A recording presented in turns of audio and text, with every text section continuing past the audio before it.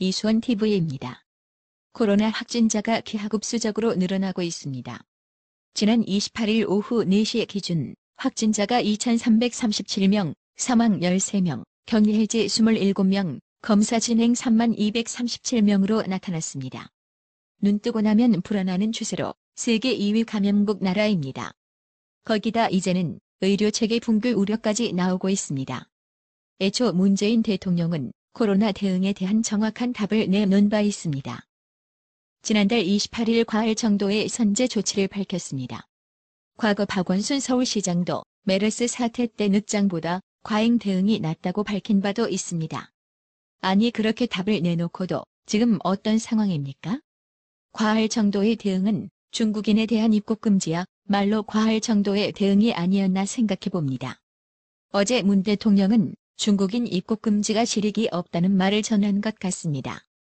아니, 병 주고 약 주는 게 아니라 병 주고 병 줍니까? 한국을 입국 금지시킨 나라가 50여 개국 이상으로 늘어났습니다.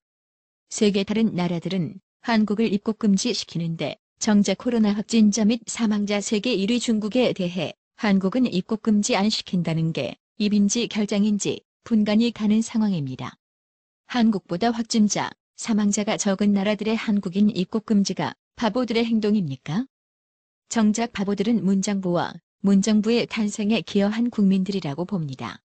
현재 중국의 일부 지방정부도 한국인에 대해 격리 조치를 취하고 있습니다. 이런 세계 각국의 한국인 입국 금지야 말로 시에 적절한 때의 조치라고 보여지는데요. 정작 한국은 외국의 이런 조치에 과도하다고 비난했습니다. 왜냐고요?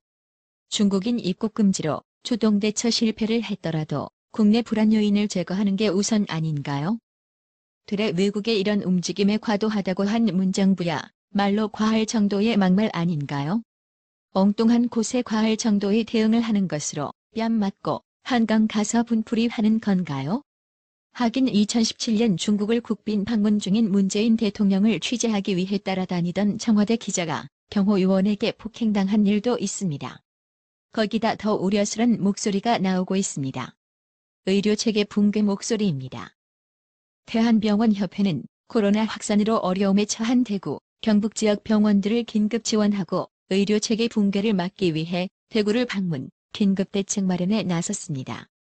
대한병원협회 회장을 비롯한 전국 주요 병원장들은 지난 27일 청와대 사회수석, 국민건강보험공단 이사장, 건강보험심사평가원장과 긴급 간담회를 열고 코로나 사태로 심각한 유동성 위기에 빠진 대구, 경북 지역 병원들과 전국 병원급 의료기관을 지원하기 위한 방안을 논의했습니다. 그러니 지금이라도 늦지 않았습니다. 진짜 과할 정도의 대응이 필요할 때입니다. 진짜 과할 정도 대응은 중국인 입국 금지, 문 대통령 사퇴, 문정부 강요와 정당, 도우미 언론, 공무원 등들 사퇴, 문 대통령 사퇴 반대자에게 코로나 치료비 부담. 이는 결장이 아닌 결자 해지의 모습입니다.